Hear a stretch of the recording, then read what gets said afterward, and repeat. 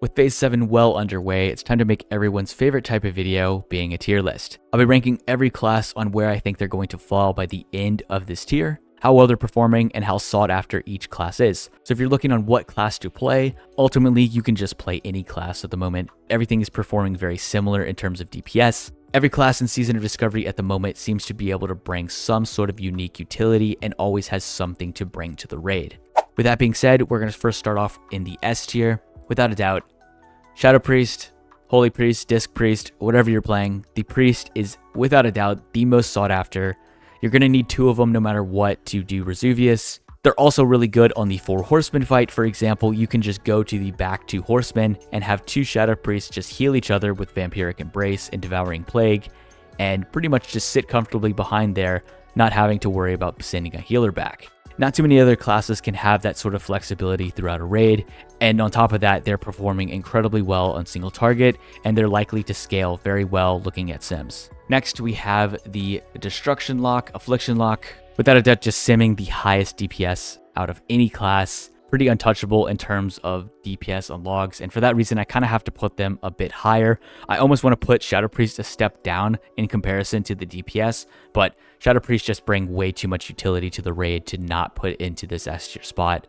Not much else to say here besides Destruction Lock, projected to perform the highest DPS out of any class, other than maybe the next one, which will be the Fire Mage.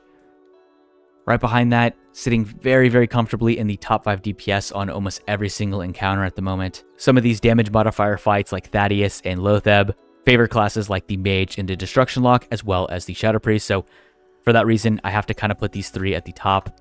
Mage doesn't bring a ton of utility compared to the Shadow Priest, but they do bring a ton of DPS, and not to mention Mage healers are doing incredibly well. Just like I mentioned with the strategy of sending 2 Shadow Priests to the back of 4 Horsemen, you could do the exact same thing with a Mage healer.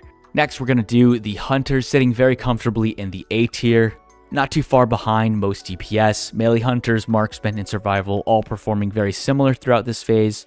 You're almost always going to want to have one on Horde side for Heart of the Lion. And not to mention, Trank Shot is a super valuable spell that only the Hunter can bring to the raids. Next, we're going to put the Druid into the A tier.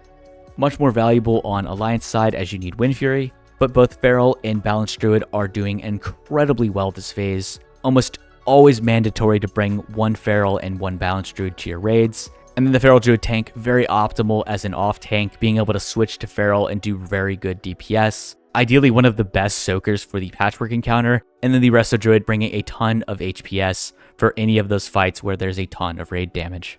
Next up, we have the Pally, which I would easily put into A tier. Ret Pally sitting very comfortably behind both Druid specs and both Hunter specs. Not to mention they are excellent healers as always, bringing incredible utility with bops, blessings, and all of the other great things that Pallys can bring to the raid.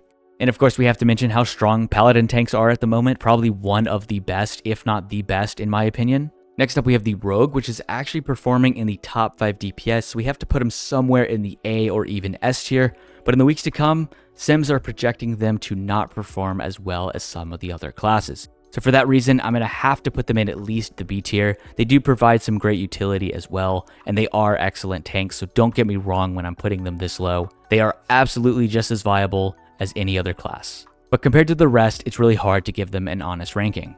Next, we have the Shaman, which are performing a bit lower when it comes to DPS. Enhance and Ellie are definitely behind the Rogue, but in terms of the utility that they bring, and Resto Shaman being incredibly strong at the moment, gotta go in the B tier. I wouldn't want to put them any higher as Enhance is likely to perform in the bottom half. So don't get me wrong when I'm ranking them this low, they are just as viable as ever. You're always going to want to have 1 or 2 of them inside of your 20-man raids. And then lastly, everyone's favorite class, the Warrior. Let's just put them in S tier so everyone's happy.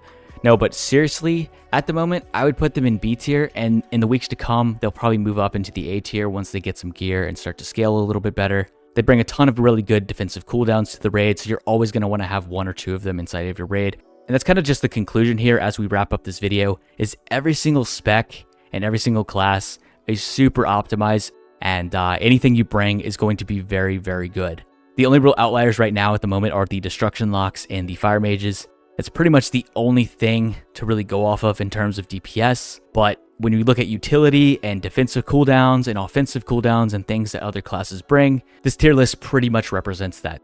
So hopefully this video has helped you decide on what class you want to play for Phase 7. And if you want to see how each class is performing based off of pure DPS, check out my DPS analytic videos where I break down the top performers for each week of Naxxramas. So let me know what you think of this tier list in the comments below. What do you think I got wrong? What do you think I got right?